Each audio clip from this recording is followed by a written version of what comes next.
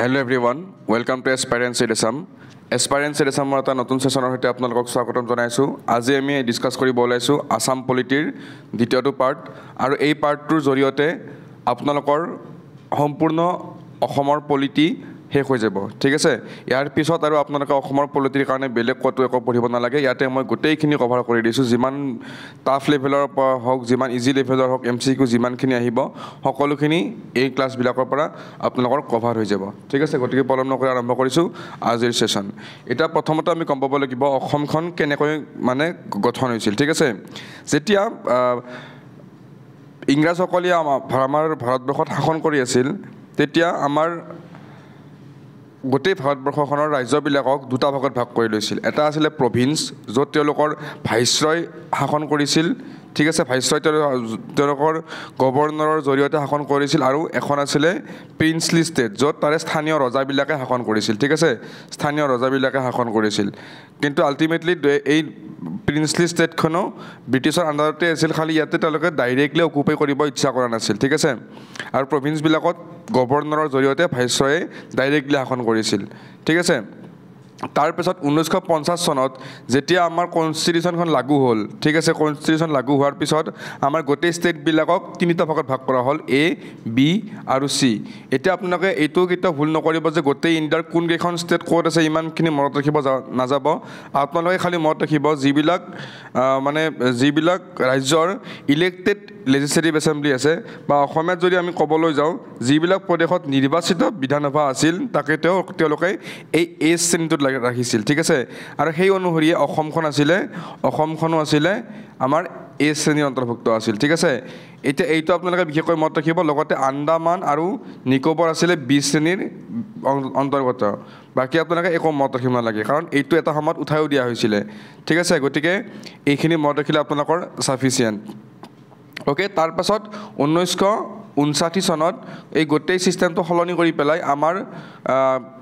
ষ্টেটবিলাক লেংগুৱেজৰ ভিত্তিত মানে ভাগ কৰি দিয়া হ'ল। ঠিক আছে, লেংগুৱেজৰ ভিত্তিত ভাগ কৰি দিয়া হ'ল। কাৰণ এতিয়া আপোনালোকে গম পায় যে মহাৰাষ্ট্ৰত কি ভাষা চলে, মাৰাঠী ভাষা চলে, গুজৰাটত কি ভাষা চলে, গুজৰাটী ভাষা চলে। ঠিক আছে, গতিকে 1959 চনত এনেকৈ লেংগুৱেজৰ ভিত্তিত ভাগ কৰি দিয়া হৈছিল, না কি ধৰ্মৰ ভিত্তিত বা এনেকুৱা লেজিসলেটিভ এছেম্বলিৰ ভিত্তিত। ঠিক আছে, এতিয়া আপোনালোকৰ এক্সামত ডাইৰেক্ট কুৱেশ্যন সুধিব যে লেংগুৱেজৰ ভিত্তিত বা ভাষাৰ ভিত্তিত সৃষ্টি হোৱা প্ৰথমখন ৰাজ্য কি? ঠিক আছে, তেতিয়া আপোনালোকে ডাইৰেক্টলি লিখি আহিব অন্ধ্ৰপ্ৰদেশ। ঠিক আছে, ডাইৰেক্টলি লিখি আহিব অন্ধ্ৰপ্ৰদেশ। মই আকৌ এবাৰ কৈছোঁ, এই টপিকটোৰ পৰা আপোনালোকে ডাইৰেক্ট কুৱেশ্যন এক্সামত দেখিবলৈ পাব। ডাইৰেক্ট কুৱেশ্যন এনেকৈ যেনেকৈ লিখা আছে তেনেকৈয়ে আহিব, ডাইৰেক্ট কুৱেশ্যন দেখিবলৈ পাব। ঠিক আছে, মনত ৰাখিব। গোটেইখিনি বস্তু মই পুনৰবাৰ অসমীয়াত আপোনালোকক দেখাব ট্ৰাই কৰিছোঁ। আপোনালোকে স্ক্ৰীনশ্বট মাৰি যাওক আৰু যিয়ে নোট বনাই আছে নোটটো বনাই যাওক। ঠিক আছে, নেক্সট আহিছোঁ। এতিয়া আমি পষ্ট ইণ্ডিপেণ্ডেণ্টৰ কথা আমি অকণমান চাব লাগিব। আমাৰ ভাৰতবৰ্ষৰ স্বাধীনৰ পাছত অসমৰ পলিটিৰ বা ৰাজনৈতিক পৰিৱেশটো কেনেকুৱা আছিল সেই বিষয়ে আমি অলপ চাব লাগিব। ঠিক আছে, গতিকে আমি সেইটো চাব লাগিলে প্ৰথমতে আমি কি চাব লাগিব, আমাৰ যিবিলাক চিফ মিনিষ্টাৰ আছিল। ঠিক আছে, চিফ মিনিষ্টাৰসকলৰ জীৱনত মানে তেওঁলোকৰ কাৰ্যকালত কি কি ইম্পৰ্টেণ্ট কাম হৈছিল সেইখিনি আমি গম পাব লাগিব। আৰু ইয়াতে মই এটা কথা কৈ দিওঁ, আপোনালোকৰ যিবিলাক লোকেশ্যন বেছ কুৱেশ্যন আছে সেইবিলাকো মেক্সিমাম ইয়াত কভাৰ হৈ যাব। ঠিক আছে, কিন্তু এইটো যিহেতু পলিটিৰ ক্লাছ, গতিকে লোকেশ্যন বেছ কুৱেশ্যন মই যি টি কভাৰ কৰিব ট্ৰাই কৰা নাই। যিখিনি পলিটিৰ লগত জড়িত সেইখিনিহে মই লোকেশ্যন বেছ কুৱেশ্যন কভাৰ কৰিব ট্ৰাই কৰিছোঁ। গতিকে আহকচোন চাওঁ কি লিখা আছে। প্ৰথম গভৰ্ণৰ ইণ্ডিপেণ্ডেণ্ট আছামৰ কোন আছিলে? ছাৰ আকবৰ হাইদেৰী। এই নামটো এক্সামত ভালে কিবা সোধা দেখা যায়। This will be your 3 star point. Okay, direct লিখি ৰাখিব। এতিয়া আপোনালোকে জনাওক প্ৰথম governor general of pre independent last governor viceroy of India কোন আছিলে? ঠিক আছে, last governor of last viceroy of India কোন হৈছিলে? আৰু আপোনালোকে মোক জনাওক যে first governor of first English governor of independent India, এই এগৰাকী আছিল, তেওঁৰ নাম আছিলে লৰ্ড মাউণ্ট বেটেন। ঠিক আছে, লৰ্ড মাউণ্ট বেটেন। মই চেণ্টেন্সটো ক্ৰিয়েট কৰোঁতে অকণমান দিগদাৰ সময় লৈছে, তাৰ কাৰণে চৰি। ঠিক আছে, লৰ্ড মাউণ্ট বেটেন। অ'কে, এতিয়া আমি চাব লাগিব প্ৰথম CM কোন আছিল অসমৰ? প্ৰথম CM কোন আছিলে গোপীনাথ বৰদলৈ ছাৰ আমি সকলোৱে জানো এতিয়া তেওঁৰ আণ্ডাৰত কি কাম হৈছিলে তেওঁৰ আণ্ডাৰত পোনপ্ৰথমে গম পাব লাগিব যে 1948 চনত 26 জানুৱাৰী দিনাখন গুৱাহাটী ইউনিভাৰ্চিটিখন স্থাপন কৰা হৈছিলে য'ত আমি পঢ়ি আহিছোঁ ঠিক আছে তাৰে উপৰি গুৱাহাটী হাইকোৰ্ট 5 এপ্ৰিল তাৰিখে এই একেটা চনতে স্থাপন কৰা হৈছিলে গুৱাহাটী হাইকোৰ্ট ওকে আৰু কিছুমান মেজৰ ইনষ্টিটিউট যিবিলাক গোপীনাথ বৰদলৈ ছাৰৰ আণ্ডাৰত গঠন কৰা হৈছিলে তাৰে ভিতৰত আছিলে Assam agriculture university Jorhat direct question আহে যে আসাম এগ্ৰিকালচাৰ ইউনিভাৰ্চিটি ক'ত অৱস্থিত আৰু কিমান চনত স্থাপন কৰা হৈছিলে এইটো 1948 চনতে হ'ব ঠিক আছে তাৰপাছত গম পালে সেইখিনি সময়ত CM কোন আছিলে অসম ভেটেৰিনাৰী কলেজ পশু চিকিৎসা মহাবিদ্যালয় এইখন 1948 চনতে হ'ব অল ইণ্ডিয়া ৰেডিঅ' বা আমি যদি অসমত ক'ব যাওঁ আসাম অল ইণ্ডিয়া ৰেডিঅ' আমি কি বুলি জানো আকাশবাণী গুৱাহাটী আপোনালোকে যদিহে আমাৰ 90s হয় তেতিয়াহ'লে গম পাব আমি যেতিয়া ৰেডিঅ' আমি অলপ চলপ পাইছিলোঁ সৰু থাকোঁতে তেতিয়া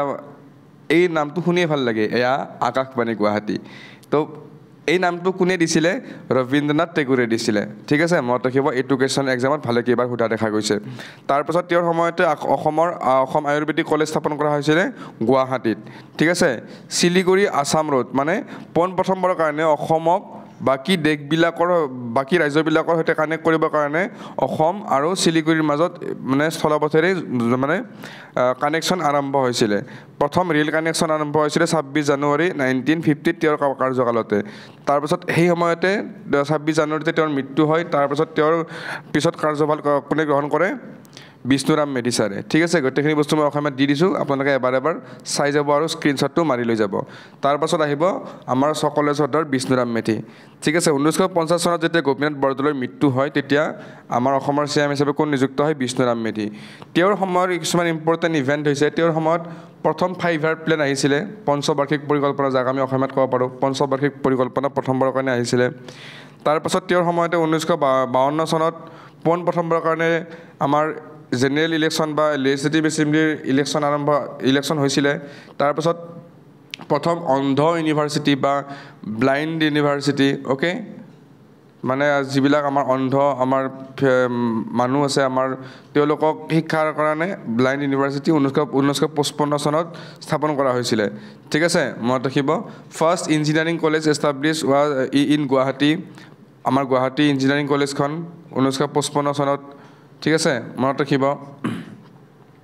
তাৰপাছত during his reign some place of Assam panchayat was establish ঠিক আছে তেওঁৰ সময়তে কিছুমান মানে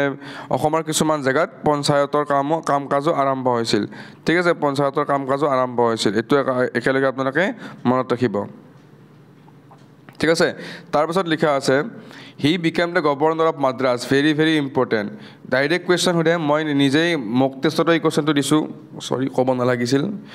মক টেষ্টতো এই কুৱেশ্যনটো দিছোঁ যে কোনগৰাকী অসমৰ গভৰ্ণৰ কোনগৰাকী অসমৰ চিফ মিনিষ্টাৰ পোনপ্ৰথমবাৰৰ কাৰণে ভাৰতবৰ্ষৰ এখন ৰাজ্যৰ গভৰ্ণৰ আছিল তেওঁৰ নাম আছিলে বিষ্ণুৰাম মেধি তেওঁ মাদ্ৰাজৰ গভৰ্ণৰ আছিলে ঠিক আছে আৰু ইয়াৰ পিছত বিমলা প্ৰসাদ চলিহা আমাৰ অসমৰ নতুন মুখ্যমন্ত্ৰী হিচাপে নিৰ্বাচিত হয় বিমলা প্ৰসাদ চলিহা যেতিয়ালৈকে তৰুণ গগৈ ছাৰৰ কাৰ্যকাল চলি থকা নাছিল তেতিয়ালৈকে এওঁই আছিল লংগেষ্ট ছাৰ্ভিচ CM তেওঁ 3টা কাৰ্যকাল লাভ কৰিছিল ঠিক আছে 3টা কাৰ্যকাল লাভ কৰিবলৈ সক্ষম হৈছিল তাৰপিছত তৰুণ গগৈ এওঁক বিট কৰি পেলাই ঠিক আছে গোটেইখিনি বস্তু মই পুনৰবাৰ অসমীয়াত দিব ট্ৰাই কৰিছোঁ আপোনালোকে অসমীয়াত স্ক্ৰীনশ্বটটো মাৰি যাওক আৰু মই আশা কৰিম আপোনালোকে লিখি যাওক ঠিক আছে এতিয়া আহিব বিমলা প্ৰসাদ চলিহা ঠিক আছে এওঁৰ সময়ত কি ইম্পৰ্টেণ্ট ইভেণ্ট হৈছিল আমি সকলোবিলাক মনত ৰাখিব লাগিব এওঁৰ সময়ত প্ৰথম শৰাইঘাট ব্ৰিজ যিখন আমি এতিয়াও দেখি আছোঁ শৰাইঘাট ব্ৰিজখন এওঁৰ সময়তে হৈছিল ঠিক আছে তাৰপাছত আমি যদি চাবলৈ যাওঁ ফাৰ্ষ্ট ফাইবাৰ প্লেণ্ট ঠিক আছে ফাইবাৰ প্লেণ্ট এইটো তেওঁৰ সময়তে হৈছিল মনত ৰাখিব অসমীয়াত যদি আমি ক'ব যাওঁ সূতাকল জাগিৰোডৰ সূতাকল তেওঁৰ সময়তে হৈছিল হয়তো 1960 চনত জাগিৰোডত সূতাকল তেওঁৰ সময়তে হৈছিল তাৰপিছত যদি আমি ক'বলৈ যাওঁ নুনমাটিৰ তেল শোধনাগাৰ তেওঁৰ সময়তে হৈছিল নুনমাটি ৰিফাইনাৰী 1962 এই ইয়াৰকেইটাও মনত ৰাখিব লাগিব দিয়ক ইয়াৰকেইটাৰ পৰা ডাইৰেক্ট কুৱেশ্যন সোধে তাৰপিছত তেওঁৰ সময়তে 1961 চনত ভাৰত আৰু চীনৰ মাজত যুদ্ধ হৈছিল ঠিক আছে এইটো এটা ইম্পৰ্টেণ্ট ইভেণ্ট বিমলা প্ৰসাদ চলিহাৰ সময়ত ঠিক আছে তাৰপাছত আহিব নামৰূপ ফাৰ্টিলাইজাৰ প্লেণ্ট বা নামৰূপ সাৰ কাৰখানা 1962 চন এই যেতিয়া মই এনেকৈ দিছোঁ নহয় এতিয়া আপোনালোকে যে কয় চনবিলাক মনত নাথাকে এতিয়া আপোনালোকৰ চনবিলাক মনত থাকিব কাৰণ কিয় থাকিব চাওক গোটেইখিনি বস্তু 60 62 61 এনেকৈ চলি আছে গতিকে এতিয়া আৰু চনবিলাক মনত নাথাকা কুৱেশ্যনেই নাই কাৰণ আপোনালোকে গম পাব যে নামৰূপ ফাৰ্টিলাইজাৰ প্লেণ্ট কাৰ সময়ত হৈছিল বিমলা প্ৰসাদ চলিহাৰ সময়ত হৈছিল গতিকে এনেকৈ লিংক কৰি গৈ থাকিলে আপোনালোকে এনেও আনচাৰ কৰিব পাৰিব আৰু মই এইটো কথা কৈছোঁ যে ইয়াৰ পৰা ডাইৰেক্ট কুৱেশ্যন এক্সামত পাব ডাইৰেক্ট কুৱেশ্যন অ'কে তেওঁৰ সময়তে আমাৰ বৰ্তমান যিটো জ্যোতি চিত্ৰবন কাহিলীপাৰাত আছে এইটো এষ্টাব্লিছ কৰা হৈছিল 1968 চনত ঠিক আছে তাৰপিছত তেওঁৰ সময়তে ডিব্ৰুগড় আকাশবাণী কেন্দ্ৰ ঠিক আছে ডিব্ৰুগড় আকাশবাণী কেন্দ্ৰ স্থাপন কৰা হৈছিল 1969 চনত চাওক দুয়োটা একে টাইপৰ বস্তু এটাত আমি সাংস্কৃতিক সাধনা কৰোঁ ফিল্ম ষ্টুডিঅ' আৰু এটাত আমি সেইবিলাক প্ৰচাৰ কৰোঁ আৰু এটা 68ত হৈছিল এটা 69ত হৈছিল এনেকৈ লিংক কৰি পঢ়িবচোন কোনে কৈছে মনত নাথাকিব এনেকুৱা ভিডিঅ'বিলাক আপোনালোকে 2-3 বাৰ চাওক আপোনালোকৰ গোটেইখিনি বস্তু ক্লিয়াৰ হৈ যাব একেবাৰে ঠিক আছে তেওঁৰ সময়তে ভাষা আন্দোলন আৰম্ভ হৈছিল ঠিক আছে ভাষা আন্দোলন আৰম্ভ হৈছিল 1961 চনত অসমীয়া ভাষাক ষ্টেট লেংগুৱেজ হিচাপে ঘোষণা কৰা হৈছিল ঠিক আছে আৰু তাৰপিছত অসমীয়া ভাষাক যেতিয়া ষ্টেট লেংগুৱেজ হিচাপে ঘোষণা কৰা হৈছিল আৰু তাৰ পাছতে বেংগলী ভাষাকো বৰাক ভেলীৰ আৰু সেই সময়তে বৰাক ভেলীত আৰু কাছাৰ জিলাত বিশেষকৈ এই বেংগলী ভাষাটো মানে তেওঁলোকৰ লেংগুৱেজ হিচাপে স্বীকৃতি লাভ কৰিছিল ঠিক আছে তেওঁৰ সময়তে 1972 চনত মেঘালয়া অসমৰ পৰা ছেপাৰেট হৈ যায় মেঘালয়খন অসমৰ পৰা ছেপাৰেট হৈ যায় এইটো এটা ইম্পৰ্টেণ্ট কুৱেশ্যন মেঘালয় কেতিয়া ছেপাৰেট হৈ গৈছিল সেইটো হ'ব 1972 চনত আৰু নাগালেণ্ড কেতিয়া হৈছিল 1963 চনত এওঁৰ সময়তে হৈছিল নাগালেণ্ড 1963 চনত হৈছিল ঠিক আছে 1963 চনত নাগালেণ্ড পৃথক হৈ গৈছে এইটো আপোনালোকে লিখি লওক মইতো লিখিব ৰৈ গৈছে নাগালেণ্ড পৃথক হৈ গৈছিল মনত ৰাখিব এতিয়া আপোনালোকে চাওক যেতিয়া আগতে আমাৰ ৰাজধানীখন ক'ত আছিল শ্বিলঙত আছিল ঠিক আছে শ্বিলঙত আছিল এতিয়া শ্বিলং আছে মেঘালয়ত ঠিক আছে গতিকে মেঘালয়খন যেতিয়া আমাৰ অসমৰ পৰা ছেপাৰেট হৈ যাব গতিকে আমাৰ এটা দায়িত্ব আহি পৰিব যে আমি ৰাজধানীখন শ্বিলঙৰ পৰা উঠাই আনিব লাগে ঠিক আছে গতিকে সেই কামটো কোনে কৰিছিল ইয়াৰ পাছত যিগৰাকী আমাৰ চিফ মিনিষ্টাৰ আহিব তেওঁৰ সময়ত সেই কামটো হাতত লৈ দেখা গৈছিল ঠিক আছে তেওঁ আছিলে আমাৰ শৰৎ চন্দ্ৰ সিংহ ইয়াৰ ওপৰতো ভালেখিনি কুৱেশ্যন দেখা যায় বিশেষকৈ এইটো কুৱেশ্যন বেছি ইম্পৰ্টেণ্ট যে 1973 চনত তেওঁ ৰাজধানীখন শ্বিলঙৰ পৰা আমাৰ অসমলৈ শ্বিফ্ট কৰিছিল ঠিক আছে ইয়াৰ সময়ত কি হৈছিল আমি অকণমান যদি চাবলৈ যাওঁ ইয়াৰ সময়ত 1972 চনত বঙাইগাঁও পেট্ৰ'কেমিকেল প্লাণ্ট ঠিক আছে বঙাইগাঁও পেট্ৰ'কেমিকেল উদ্যোগ স্থাপন কৰা হৈছিল তাৰপিছত যোগীঘোপা পেপাৰ মিল তাৰে যোগীঘোপা পেপাৰ মিলৰ ফাউণ্ডেশ্যন ষ্ট'ন মানে আধাৰশিলা স্থাপন কৰা হৈছিল তাৰপাছত ইয়াৰ সময়তে এইটো মই ক'লোঁ অলৰেডি আপোনালোকে জানেই শ্বিলঙৰ পৰা অসমলৈ আমাৰ ৰাজধানী স্থানান্তৰ কৰা হৈছিল কিন্তু 1973 চনত যদিও আমাৰ ৰাজধানীখন স্থানান্তৰ কৰা হৈছিল তেতিয়া কিন্তু ইমান বেছি ডেভেলপ হোৱা নাছিল গতিকে আমি যিটো বৰ্তমান আমাৰ ৰাজধানী দেখা পাওঁ ঠিক আছে সেইটো কেনেকৈ হৈছিল যদি আমি অকণমান চাব যাওঁ 1999 চনত যেতিয়া প্ৰফুল্ল কুমাৰ মহন্ত আমাৰ মুখ্যমন্ত্ৰী হৈ আছিলে তেতিয়াহে ইয়াৰ আমাৰ ফাউণ্ডেশ্যনৰ কাম মানে ফাউণ্ডেশ্যন ষ্ট'ন মানে আধাৰশিলা স্থাপন কৰা হয় তাৰপাছত 21 নৱেম্বৰ 2004 তাৰিখে ইয়াক ফাইনেলি ইনাগুৰেট কৰা হয় দিছপুৰত অ'কে তাৰপাছত ইয়াৰ সময়তে নামৰূপ পেট্ৰ'কেমিকেল প্লাণ্ট ঠিক আছে মই ক'লোঁ নেকি এইটো নাই বঙাইগাঁও ক'লোঁ বঙাইগাঁও পেট্ৰ'কেমিকেল প্লাণ্ট আৰু নামৰূপ পেট্ৰ'কেমিকেল প্লাণ্ট দুটা এই সময়তে হৈছিল খালি বঙাইগাঁও পেট্ৰ'কেমিকেল প্লাণ্টটো 1972 চনত হৈছিল আৰু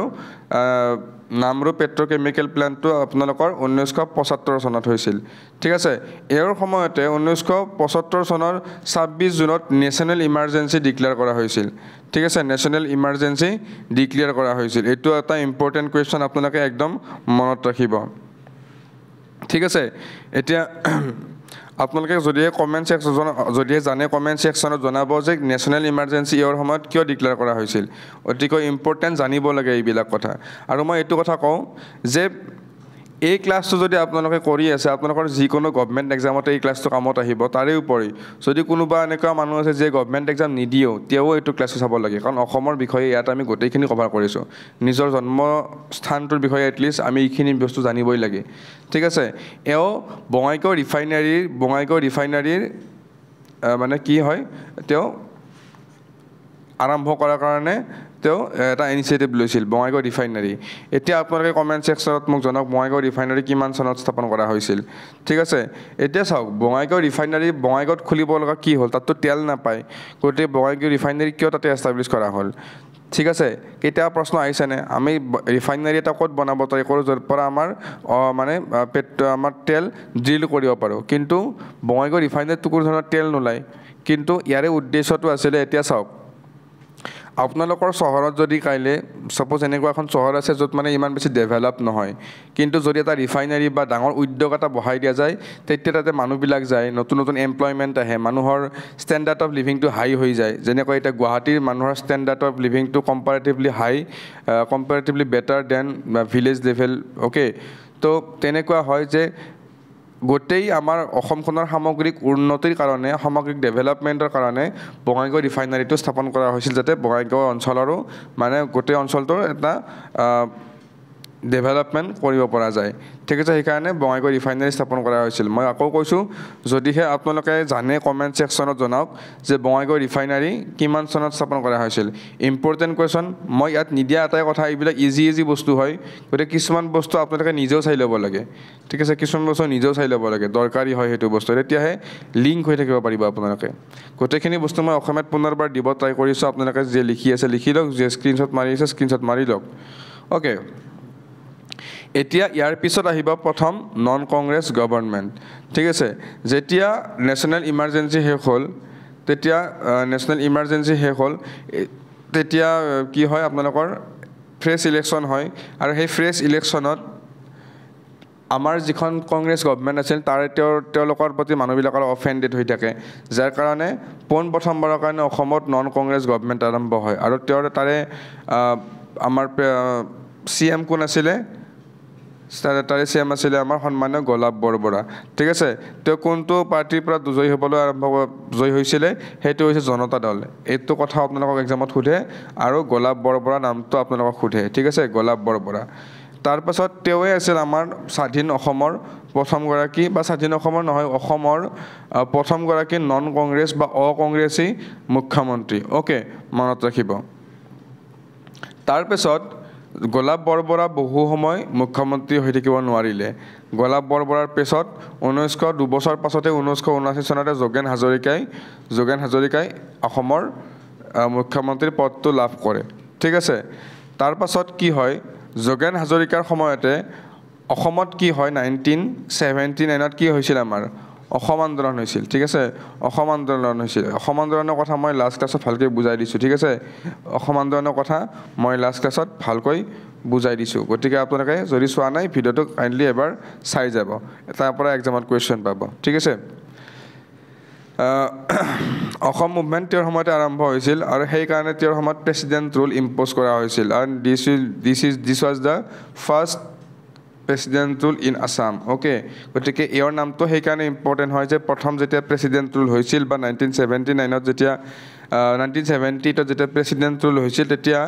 অসমৰ মুখ্যমন্ত্ৰী কোন আছিল ঠিক আছে আৰু তেতিয়া অসমৰ মুখ্যমন্ত্ৰী আছিলে আমাৰ যোগেন হাজৰিকা ঠিক আছে ইয়াৰ নামটো আপোনালোকে বিশেষকৈ মনত ৰাখিব লাগিব আৰু ইয়াতে অকণমান ভুল হৈ আছে 1978 হৈ আছে 1979 হয়তো অ'কে 1979ত বলবৎ কৰা হৈছিল অ'কে গোটেইখিনি বস্তু মই অসমীয়াত দিছোঁ আপোনালোকে যিয়ে লিখি আছে লিখি যাওক স্ক্ৰীনশ্বট মাৰি যাওক আচলতে এই লাইনটো মই কৈ ভাগৰ লাগি গৈছে কিন্তু আপোনালোকে নক'লে যে নুশুনে সেইকাৰণে বাৰে কৈ থাকিব লগা হয় ঠিক আছে এতিয়া আমি নেক্সট চাব লাগিব Syed Anowar Timur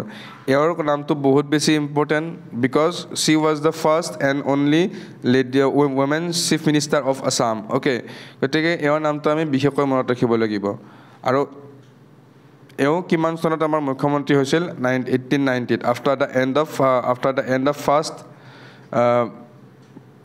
president rule a fresh election was held and she elected as the new Chief Minister of Assam. Okay. Now, মই ক'লোঁ যে তেওঁ প্ৰথম আৰু only women CM of Assam আছিলে তাৰ পাছত আনোৱাৰ টাইমৰ গভৰ্ণমেণ্টখনে যেতিয়া আমাৰ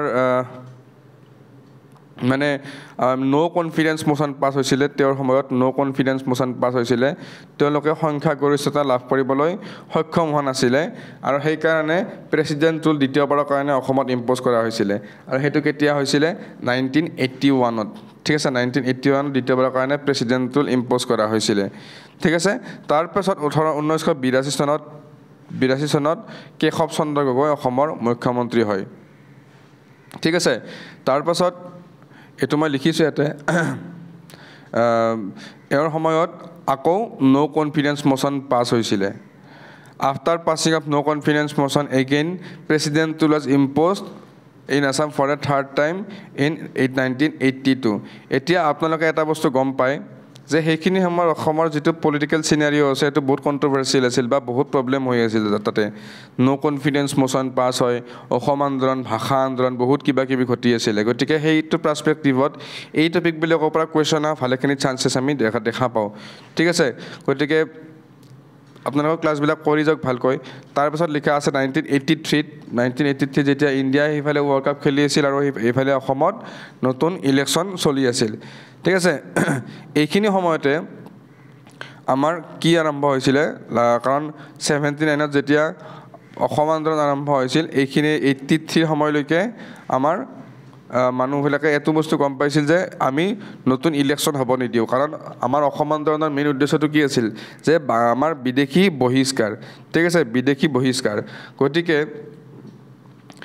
যেহেতু আমাৰ অসম ভাৰতবৰ্ষৰ ভোটাৰ লিষ্টত বিদেশী মানুহৰ নামও দেখা পাইছিল সেইকাৰণে সকলোৱে এই আন্দোলনত জপিয়াই পৰিছিল কাৰণ কোনেও নিবিচাৰিব যে এটলিষ্ট অসমৰ ডেমক্ৰেচিত বা অসমৰ গভৰ্ণমেণ্টৰ কোনোবা বাহিৰা বা বিদেশী এগৰাকী আহি ভোট দিয়ক ঠিক আছে তেতিয়া আমাৰ খিলঞ্জীয়াসকলৰ স্বাৰ্থ কেনেকৈ ৰক্ষা হ'ব আমি কি কৰিম তাতে আজি কোনোবা এগৰাকী আহি পেলাই ভোট দিছে কালি আকৌ কোনোবা এগৰাকী আহি পেলাই ভোট দিব গতিকে কথাটো এনেকুৱা যে অসমে কেতিয়াও অবৈধ বিদেশীৰ বজা জাপি নলয় ঠিক আছে হেয়া লাগিলে বাংলাদেশীয়ে হওক বা পাকিস্তানী হওক বা যিয়েই নহওক গতিকে তাৰে বিৰুদ্ধে কি কৰিছিলে আমাৰ অসম আন্দোলন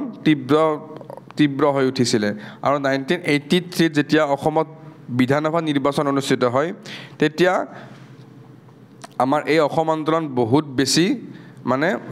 ৰক্তক্ষয় হৈ উঠিছিল মানে মই যদি ক'ব লাগে যে হিংসাত্মক কাৰ্য বহুত বেছি সংঘটিত হৈ আছিল ঠিক আছে আৰু এই আন্দোলনৰ অসম আন্দোলন এইখিনি সময়ত 500ৰো অধিক মানুহৰ মৃত্যু হৈছিল 500ৰো অধিক মানুহক মৃত্যু হৈছিল তাৰপাছত এই কাৰণে এই 83 যেটো নিৰ্বাচন এই নিৰ্বাচনটো মানুহে কি বুলি কয় অবৈধ নিৰ্বাচন বুলিও কয় ঠিক আছে অবৈধ নিৰ্বাচন বুলি কয় গতিকে ইয়াৰ পৰা এক্সামত কোৱেশ্চন হ'ব পাৰে which of the following election of Assam Legislative Assembly is called as অবৈধ নিৰ্বাচন মনত ৰাখিব তেনেকৈ যে এইটো অবৈধ নিৰ্বাচন বুলি কোৱা হয় কিয় কোৱা হয় কাৰণ এইখিনি সময়ত ভোটাৰ লিষ্টত বহুতো অবৈধ বিদেশীৰ নাম আমাৰ সেইখিনি সময়ৰ লিডাৰবিলাকে প্ৰত্যক্ষ কৰিছিল ঠিক আছে আৰু এইখিনি সময়তে কি বহুত কেইটা আমাৰ লেজিসলেটিভ এছেম্বলিৰ কনষ্টিটুৱেন্সিৰ পৰা ইলেকশ্যন হোৱাও নাছিল বহুতেই ইয়াৰ সম্পূৰ্ণ বিৰোধিতা কৰিছিল ঠিক আছে তাৰপিছত মনত ৰাখিব আনোৱাৰ টাইমৰ এইটো কোৱেশ্চন ভালে কিবাৰ এক্সাম হোৱা দেখা যায় যে তেওঁ ইকনমিক্সৰ টিচাৰ আছিল দেবিকা চৰণ গাৰ্লছ কলেজৰ ঠিক আছে দেবিকা চৰণ গাৰ্লছ কলেজত তেওঁ ইকনমিক্সৰ টিচাৰ আছিল গতিকে আপোনালোকে মোক কমেণ্ট ছেকশ্যনত জনাব অসমৰ কোন কেইগৰাকী চিফ মিনিষ্টাৰ এগৰাকী শিক্ষকো আছিল ঠিক আছে যদি জানে কমেণ্ট ছেকশ্যনত জনাব এইটো মানে মই এটা এক্সামতে পাইছোঁ কিন্তু যিহেতু এক্সামৰ ষ্টেণ্ডাৰ্ডটো অকণ হাই কৰিব বুলি আমি ভাবিছোঁ গতিকে সুধি দিব পাৰে কোৱেশ্চনটো এনেকৈ সুধিছিল which of the following personality of chief minister of Assam was formerly served as a teacher in government school or college এনেকৈ এটা কোৱেশ্চন আহিছিল কিন্তু এইটো কোৱেশ্চনে আহিছিল মই ডাইৰেক্ট লাইন বাই লাইন মাতি দিব পৰা নাই গতিকে তাতে বিভিন্ন অপশ্যন আছিলে তাৰে ভিতৰত কি হ'ব মই অপশ্যনকেইটা কৈ দিলে আপোনালোকে উত্তৰটো পাইহে যাব মই সোধা মিনিঙে নাথাকিব গতিকে কোন কোন আছিলে আপোনালোকে কমেণ্ট ছেকশ্যনত জনাওক যদি জানে দুগৰাকী মানে জনাব মই জানো তেওঁলোকে প্ৰত্যেকটা কুৱেশ্যনৰে আনচাৰ দিয়ে গোটেইখিনি বস্তু মই অসমীয়াত দি দিছোঁ আপোনালোকে এবাৰ চাই যাব তাৰপাছত আহিলে নেলীৰ সংঘৰ্ষ নেলীৰ সাম্প্ৰদায়িক সংঘৰ্ষ নেলী ক'ত আছে নগাঁৱত ঠিক আছে 1983 চনত যেতিয়া নিৰ্বাচন চলি আছিল এই নিৰ্বাচনৰ মাজতে 18 ফেব্ৰুৱাৰীত নগাঁৱৰ ওচৰৰ যি নেলী তাতে এটা বৰ ভয়ংকৰ সাম্প্ৰদায়িক সংঘৰ্ষ হয় ঠিক আছে আৰু সেইটো আচলতে আমাৰ ভাৰতবৰ্ষৰ এটা মানে সৰ্ববৃহৎ হত্যাকাণ্ড বুলিও আমি ক'ব পাৰোঁ কিন্তু ইয়াৰ আগতে আমি এইটো কথা জানিব লাগিব যে ভাৰতবৰ্ষৰ মানে স্বাধীন ভাৰতবৰ্ষৰ কিয়নো তাৰে আগতে জালিয়ানৱালাবাগ হত্যাকাণ্ড হৈ গৈছিলে ঠিক আছে অসম আন্দোলনৰ সমৰ্থক একাংশ লোকে নেলী অঞ্চলৰ 18খন সংখ্যালঘু বসতি প্ৰধান এলেকাত আক্ৰমণ চলায় ঠিক আছে আৰু এই আক্ৰমণত বহুতো মানুহৰ মৃত্যু হোৱাৰ লগতে বহু মানুহে ঘৰ বাৰীও হেৰুৱায় ঠিক আছে আৰু আমাৰ গভৰ্ণমেণ্টৰ যি ডাটা সেই ডাটা মতে 1891 মানুহ ইয়াতে এইটো হত্যাকাণ্ডত হত্যা কৰা হৈছিলে ঠিক আছে গতিকে ইমানখিনি মনত ৰখাৰ দৰকাৰ নাই খালি আপোনালোকে মনত ৰাখিব নেলীৰ সংঘৰ্ষ কিমান চনত সংঘটিত হৈছিলে 1983 চনৰ 18 ফেব্ৰুৱাৰীত ঠিক আছে আৰু আমি 1983 চনটো কি বুলি কওঁ এখন নাটক আছিলে মই চাইছিলোঁ নামটো আছিলে জুয়ে পোৰা 83 মনত ৰাখিব এই নাটকখন কাৰ আছিলে সেইটো যদি আপোনালোকে জানে কমেণ্ট ছেকশ্যনত জনাব অ'কে আৰু এই নিৰ্বাচন যেতিয়া হৈছিল 1983 চনৰ এইটো অবৈধ নিৰ্বাচন বুলি কৈছিল কিন্তু ইয়াত জয় কোনে হৈছিলে হিতেশ্বৰ শইকীয়া তেওঁ জয়ী হৈ পেলাই অসমৰ মুখ্যমন্ত্ৰী হ'বলৈ সক্ষম হৈছিলে তো আমি তেখেতৰ বিষয়ে অকণমান পঢ়িব চেষ্টা কৰোঁ ঠিক আছে তেওঁৰ সময়ত 1985 চনত অসম একৰ্ড বা অসম চুক্তি চাইন কৰা হৈছিলে যে অসম চুক্তিৰ বিষয়ে মই অসম একৰ্ডৰ ক্লাছটোত ভালকৈ বুজাই দিছোঁ কিন্তু আপোনালোকে ডেটটো মনত ৰাখিব লাগিব 1985 চনৰ 15 আগষ্টত ঠিক আছে তাৰপিছত তেওঁৰ সময়তে 1985 চনৰ 14 অক্টোবৰত প্ৰফুল্ল কুমাৰ মহন্তৰ নেতৃত্বত অসম গণ পৰিষদ দলে মানে গঠন হয় ঠিক আছে তাৰপিছত 1885 চনত প্ৰফুল্ল কুমাৰ মহন্ত অসমৰ মুখ্যমন্ত্ৰী হিচাপে নিৰ্বাচিত হয় কিন্তু এতিয়া কথাটো এনেকুৱা ধৰণৰ যে যেতিয়া আমাৰ এইখিনি সময় চলি আছিল তেতিয়া আমাৰ অসমৰ পলিটিকেল চিনাৰিটো বহুত বেছি বেয়া হৈ আছিল ঠিক আছে সেইখিনি আমাৰ পলিটিকেল চিনাৰিটো বহুত বেছি বেয়া হৈ আছিল আৰু সেইকাৰণে 1990 চনত পুনৰবাৰৰ কাৰণে অসমত প্ৰেচিডেণ্ট ৰুল ইম্প'জ কৰা হয় ঠিক আছে আৰু the arm force special power act যাক আমি চমুকৈ ক'ব পাৰোঁ AFSPA আপস্পা বুলি আমি কওঁ সেইখন অসমত ইম্প'জ কৰা হয় এই এক্টখনৰ বিষয়ে মই কৈছোঁ আগতে এই এক্টখন এখন এনেকুৱা এক্ট য'ত আমাৰ মিলিটাৰী ফ'ৰ্চবিলাকক এটা এক্সট্ৰা পাৱাৰ দিয়া হয় যাতে তেওঁলোকে গোটেই চিটুৱেশ্যনটো নিজৰ কণ্ট্ৰললৈ আনিব পাৰে ঠিক আছে তেওঁৰ সময়তে 1885 চনৰ পৰা 90 চনৰ ভিতৰত আমাৰ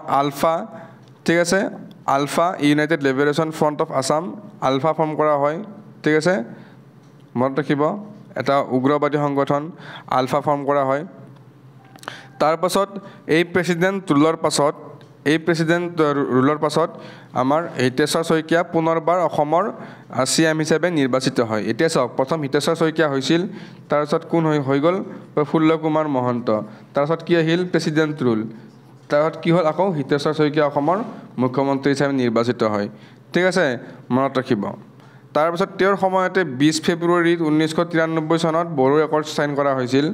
মনত ৰাখিবা ভেৰি ভেৰি ইম্পৰ্টেণ্ট আৰু তেওঁ এগৰাকী এনেকুৱা এগৰাকী ব্যক্তি হিতেশ্বৰ শইকীয়া যিয়ে কাৰ্যকালত থাকোঁতে মৃত্যু হৈছিল আৰু তেওঁৰ মৃত্যু হোৱাৰ পিছত গোটেই কাৰ্যকালটো কোনে চম্ভালি লৈছিল ডক্টৰ ভূমিধৰ বৰ্মন ডাঙৰীয়াই তেওঁ অসমৰ সকলোতকৈ কম সময়ৰ কাৰণে মুখ্যমন্ত্ৰী আছিল বা আমি যদি ক'ব যাওঁ shortest serving CM of Assam Bhumidhar Barman তেওঁৰ ঘৰ মোৰ ওচৰতে সেইকাৰণে আপোনালোকে বহুতে কেতিয়াবা সোধে যে মই ক'ৰ পৰা বিলং কৰোঁ ইয়াৰ ঘৰটো চাই লওক মোৰ ঘৰটো গম পাই যাব ঠিক আছে তেওঁ 1996 চনত আছিলে তাৰপাছত হিতেশ্বৰ শইকীয়া মিজোৰামৰ গভৰ্ণৰ হিচাপেও কাম কৰিছিল এইটো মনত ৰাখিব ভেৰি ভেৰি ইম্পৰ্টেণ্ট অ'কে গোটেইখিনি বস্তু মই অসমীয়াত দিছোঁ আপোনালোকে অসমীয়াত চাই যাওক স্ক্ৰীনশ্বট মাৰি যাওক মুঠতে বা লিখি যাওক তাৰপাছত আহিব প্ৰফুল্ল কুমাৰ মহন্তৰ দ্বিতীয়টো কাৰ্যকাল ঠিক আছে প্ৰফুল্ল কুমাৰ মহন্তৰ কাৰ্যকাল 85 এটা আহি গ'ল ঠিক আছে ঠিক এতিয়া আহিব দ্বিতীয়টো কাৰ্যকাল দ্বিতীয়টো কাৰ্যকালত তেওঁ চৰকাৰ গঠন কৰে 1996 চনত কিন্তু এইখন চৰকাৰ তেওঁ ক্ষমা কৰিব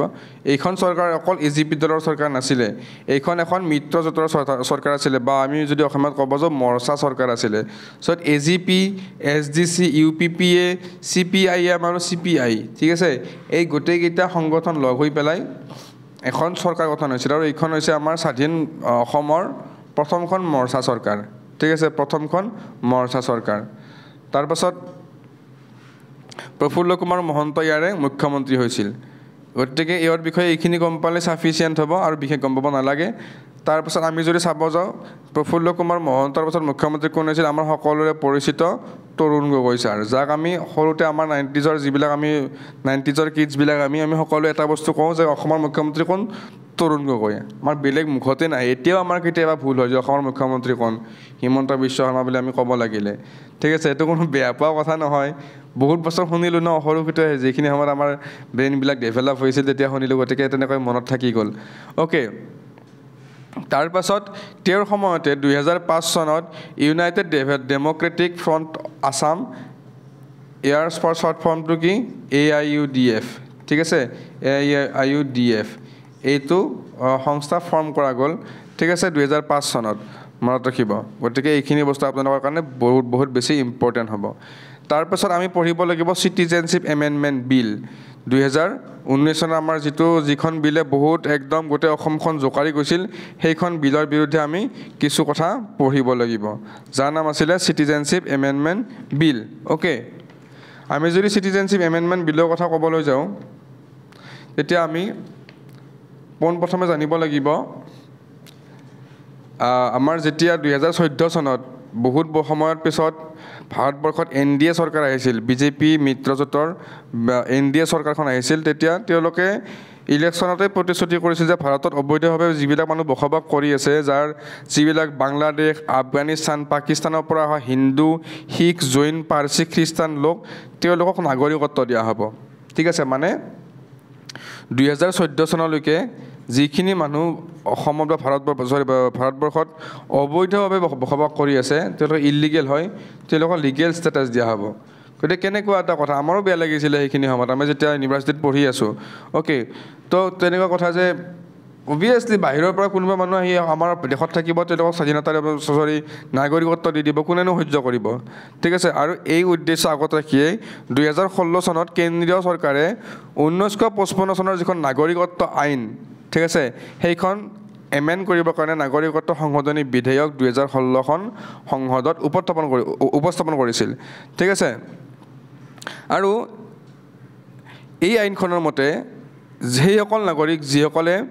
1920 চনৰ আৰু 1946 চনৰ পৰা ভাৰতবৰ্ষত প্ৰৱেশ কৰা আইনৰ চৰ্ত পূৰণ নকৰাকৈ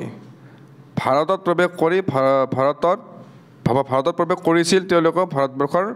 নাগৰিকত্ব পাব কোনো ধৰণৰ প্ৰমাণ পত্ৰ নালাগে বৈধ প্ৰমাণ পত্ৰ নালাগে সকলোৱে নাগৰিকত্ব পাব আল্টিমেটলি ঠিক আছে আৰু নাগৰিকত্ব সংশোধনী বিধেয়ক বা তেতিয়া আমাৰ কি আছিলে বিধেয়ক আছিলে কেব আমি কৈছোঁ নে কেব আমি নামানো বুলি কৈছিলোঁ নহয় কেবখন 2016 চনত 19 জুলাইত পোনপ্ৰথমবাৰৰ কাৰণে সংসদত উপস্থাপন কৰা হয় আৰু যি উপস্থাপন কৰা হ'ল তেতিয়াৰ পৰাই অসমত চুকে কোণে বা বিভিন্ন অঞ্চলত উত্তৰ পূৰ্বাঞ্চলৰ চুকে কোণে ভয়ানক প্ৰতিবাদ আৰম্ভ হ'ল ঠিক আছে কৃষক মুক্তি সংগ্ৰাম সমিতি সদৌ অসম ছাত্ৰ সন্থা বা সদৌ অসম জাতীয়তাবাদী পৰিষদ যুৱ ছাত্ৰ পৰিষদ এনেকুৱা বহুত সংগঠনৰ লগ লাগি তীব্ৰ প্ৰতিবাদ আৰম্ভ কৰি দিলে ঠিক আছে কিয়নো ইয়াৰ আগতে আমাৰ যিখন অসম চুক্তি হৈছিল অসম চুক্তি 6 নং দফাত এটা কথা কোৱা হৈছিল যে আমাৰ যিবিলাক খিলঞ্জীয়া মানুহ তেওঁলোকৰ কালচাৰেল পলিটিকেল সকলোবিলাক ৰাইট প্ৰটেক্ট কৰা হ'ব কিন্তু এই আইনখনে বা এই বিধেয়কখনে এই সকলোবোৰ ক্লজ 6টোক অমান্য কৰিছিল এই ক্লজ 6টোক বৰবাদ কৰি দিছিল গতিকে এইটো তেওঁলোকে মানি ল'ব পৰা নাছিল তাৰপাছত 2019 চনৰ যিখন এখন প্ৰথমখন সেশন তাতে আমাৰ সেইখিনি সময়ৰ গৃহমন্ত্ৰী ৰাজনাথ সিঙে পুনৰবাৰ বিধেয়কখন লোকসভাত উপস্থাপন কৰে ঠিক আছে পুনৰবাৰ বিধেয়কখন লোকসভাত উপস্থাপন কৰে তেতিয়া কি হ'ব আকৌ সেই একেই মানে প্ৰটেষ্ট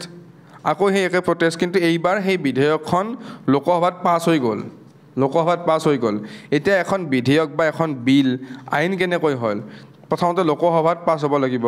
তাৰপিছত সেইখন বিল ৰাজ্যসভাত পাছ হ'ব লাগিব তাৰপিছত সেইখন বিল প্ৰেচিডেণ্টে সাইন কৰিব লাগিব ঠিক আছে এইটো হৈছে বেসিক প্ৰসেস ইয়াতে কিছুমান আকৌ বেলেগ টাইপ আছে কিন্তু এইটো বেসিক প্ৰসেস সেইখিনি আমাৰ কিন্তু সেই বিলখন যেতিয়া ৰাজনাথ সিঙে প্ৰস্তুত কৰি মানে উত্থাপন কৰিছিল ইন্ট্ৰোডিউস কৰিছিল তেতিয়া কিন্তু লোকসভাত পাছ হৈ গৈছিল কিন্তু লোকসভাত পাছ হোৱাৰ লগে লগে গোটেই অসমৰ লগতে গোটেই নৰ্থ ইষ্টত বহুত ডাঙৰ প্ৰতিবাদৰ সৃষ্টি হৈছিল আৰু সেই কাৰণে ৰাজ্যসভাত সেই বিলখন পাছ নহ'ল আৰু তাৰ পাছত মানে কি হ'ল 2019 চনত মানে সেইটো বছৰৰে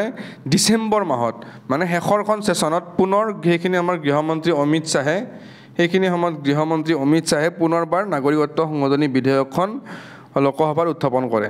ঠিক আছে লোকসভাত উত্থাপন কৰে কিন্তু সেইখিনি সময়ত লোকসভাৰ যিখিনি আমাৰ নৰ্থ ইষ্ট বা অসমৰ যিখিনি আমাৰ মেম্বাৰ আছিল সকল মেক্সিমামে এই বিলখনৰ অপোজো কৰিছিল ঠিক আছে তাৰপিছত কিন্তু এই বিলখন পাছ কৰি দিয়া হয় আৰু সেই বিলখন পাছ হোৱাৰ দিনাখনেই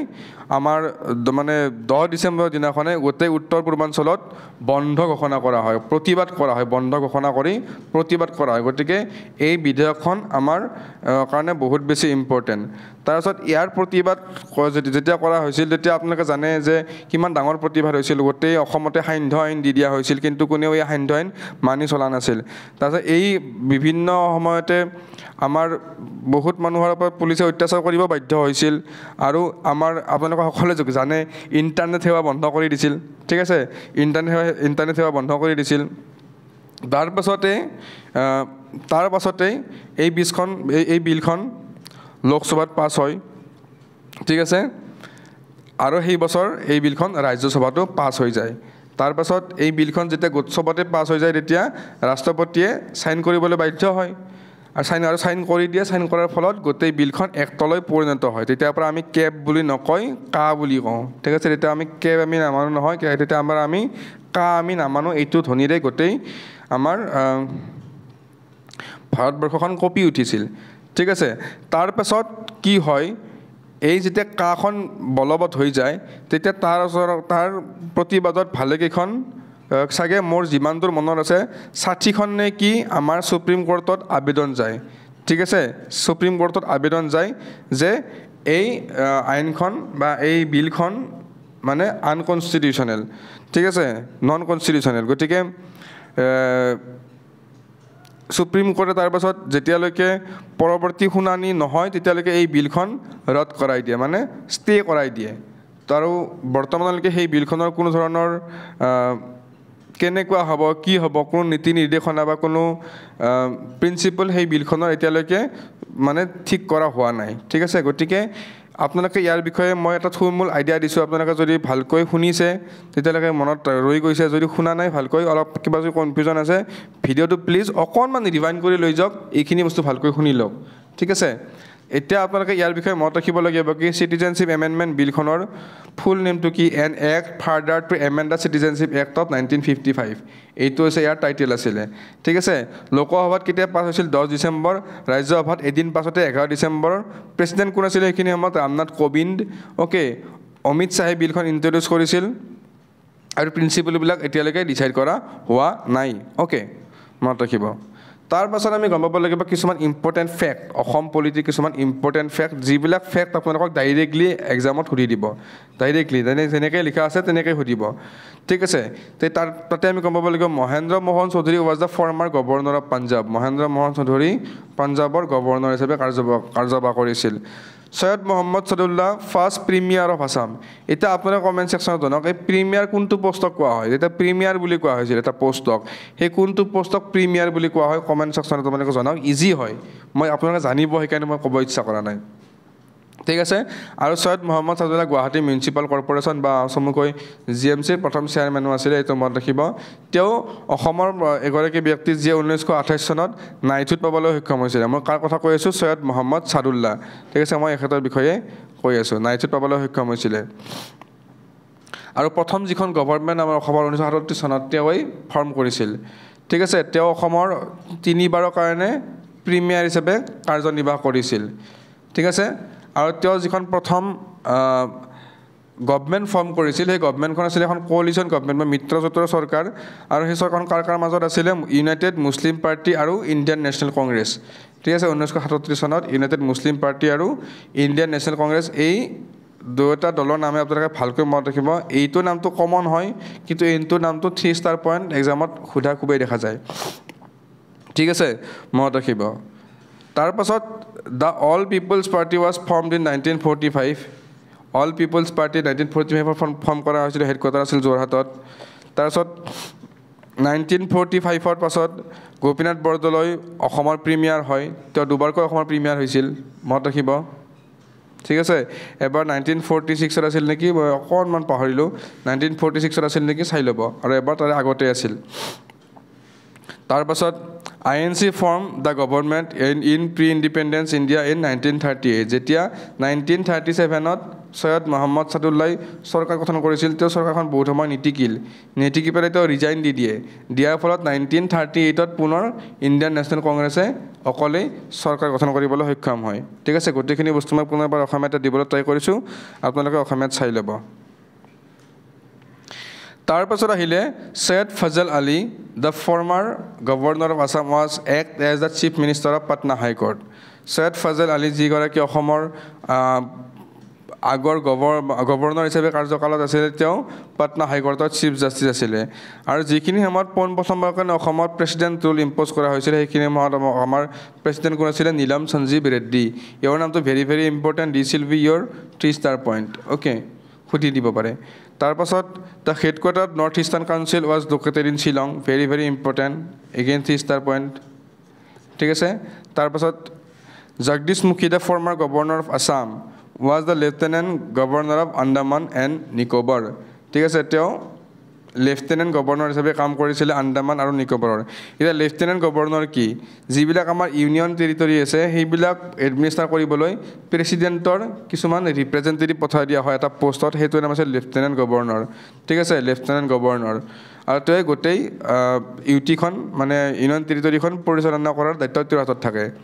ঠিক আছে গতিকে মনত ৰাখিব জগদীশ মুখী আন্দামান আৰু নিকোবৰৰ লেফটেনেণ্ট গভৰ্ণৰ আছিলে অ'কে গোপীনাথ বৰদলৈৰ মৃত্যু দিনটো অসম চৰকাৰে লোক কল্যাণ দিৱস হিচাপে পালন কৰে মনত ৰাখিব আৰু বিমলা প্ৰসাদ চলিহা যিটো আমাৰ ছেকেণ্ড লংগেষ্ট ছাৰ্ভিং CM হয় তেখেত মাতৃৰ ফালৰ পৰা মণিৰাম দেৱানৰ বংশধৰ চাওকচোন কেনেকুৱা এটা মানে কইনচিডেঞ্চ মণিৰাম দেৱানৰ বংশধৰ তাৰ পাছত এইটো কুৱেশ্যন মই সুধিছিলোঁ অলপ আগতে যদি আপুনি কমেণ্ট ছেকশ্যনত জনাইছে খুব ভাল কথা যদি জনোৱা নাই ইয়াতে পাই গ'ল আনচাৰটো গোপীনাথ বৰদলৈ শৰৎ চন্দ্ৰ সিংহ আৰু হিতেশ্বৰ শইকীয়া তিনিওগৰাকী টিচাৰ হিচাপে কাম কৰিছিল before becoming the CM of Assam okay very very important মনত ৰাখিব তাৰ পাছত মই গোটেইখিনি বস্তু অসমীয়াত দিছোঁ ইয়াতে আপোনালোকে এবাৰ চাই যাওক চকু ফুৰাই যাওক স্ক্ৰীনশ্বট মাৰি যাওক যি মন কৰি যাওক মুঠতে এক্সাম ক্লিয়াৰ হ'ব লাগে তাৰপিছত আমি আহিছোঁ লাষ্ট পৰ্চনলৈ এতিয়া Hiteswar Saikia was the only CM of Assam who was in the office টিল ডেট মানে তেওঁ মৃত্যুৰ সময়লৈকে নিজৰ কাৰ্যকালত আছিল ঠিক আছে তাৰপিছত আমি চাব লাগিব তৰুণ গগৈৰ বিষয়ে নপঢ়িলে কেনেকৈ হ'ব তৰুণ গগৈ ৰচিত তেওঁৰ কিতাপখনৰ নাম কি আছিল turn around leading Assam from the front very very important এই বুকখনৰ নামটো আপোনালোকে বিশেষকৈ মনত ৰাখিব মাননীয় মুখ্যমন্ত্ৰী ডক্টৰ হিমন্ত বিশ্ব শৰ্মা ছাৰে লিখা কেইখনমান কিতাপৰ নাম আপোনালোকে জানি থ'ব লাগিব এটা সপোনৰ পম খেদি ভিন্ন সময় ভিন্ন মত আৰু সমাগত সময় ঠিক আছে আৰু বৰ্তমান অসমৰ গভৰ্ণৰ কোন হৈছে লক্ষ্মণ আচাৰ্য তেওঁ ইয়াৰ আগতে কোনখন ষ্টেটৰ গভৰ্ণৰ হিচাপে কাৰ্যনিৰ্বাহ কৰিছিল কমেণ্ট ছেকশ্যনত জনাব মই ভালেখিনি কুৱেশ্যন সুধিছোঁ গোটেইখিনি কুৱেশ্যন কমেণ্ট ছেকশ্যনত জনাব ঠিক আছে কোনখন ষ্টেটৰ আছিলে আৰু এইটো কথাও জনাব আমাৰ বৰ্তমানৰ যিগৰাকী গভৰ্ণৰ আছিলে মানে লাষ্ট গভৰ্ণৰ তেওঁ বৰ্তমান কোনখন ষ্টেটৰ গভৰ্ণৰ হৈছে কৈ পেলাই সেইটো কমেণ্ট ছেকশ্যনত জনাব যিকোনো কুৱেশ্যন এক্সামত সুধি দিব পাৰে ঠিক আছে গতিকে প্ৰিপেয়াৰ হ'ব লাগিব গোটেইখিনি বস্তু মই পুনৰ অসমীয়াত দিব ট্ৰাই কৰিছোঁ আপোনালোকে যদি অসমীয়াত ভাল পায় অসমীয়াখিনি পঢ়ি চাব গতিকে আজিলৈ আছিল এইখিনিয়ে ইয়াতে মই আছাম পলিটি শেষ হোৱা বুলি ঘোষণা কৰিলোঁ যদিহে আপোনাৰ কিবা নোৱাৰা থাকে ডাইৰেক্টলি সুধিব আমাৰ নাম্বাৰ 9101067038 আমাক কণ্টেক্টত পাব যেতিয়াই মন যায় তেতিয়া ডাউট ক্লিয়াৰ কৰি দিয়া হ'ব এইটো আপোনালোকে আমাৰ পৰা অলৰেডি আমি কৰিও আছোঁ এইটো কাম বহুতবিলাকে সোধেও আমাক ঠিক আছে আৰু এটা বৰ ইম্পৰ্টেণ্ট কথা আমাৰ টেষ্ট চিৰিজটো এতিয়ালৈকে আমি কনফাৰ্ম কৰিব পৰা নাই যে আমাৰ টেষ্ট চিৰিজটো আমি কৰিম নে নোৱাৰিম কাৰণ আমাৰ বহুখিনি এতিয়াও পেণ্ডিং হৈয়ে আছে আমাৰ টেষ্ট চিৰিজৰ বহুত মানে আমাৰ হেৰি আহিছে এই OMR sheet আহিছে ইমানখিনি চেক কৰিব অকণমান দিগদাৰ হৈছে ঠিক আছে গতিকে চাই লওঁ সেইখিনি শেষ কৰি পেলাই আমি যদি পাৰোঁ অতি সোনকালে টেষ্ট চিৰিজ লঞ্চ কৰি দিম ঠিক আছে গতিকে তেতিয়ালৈ থেংক ইউ গুড বাই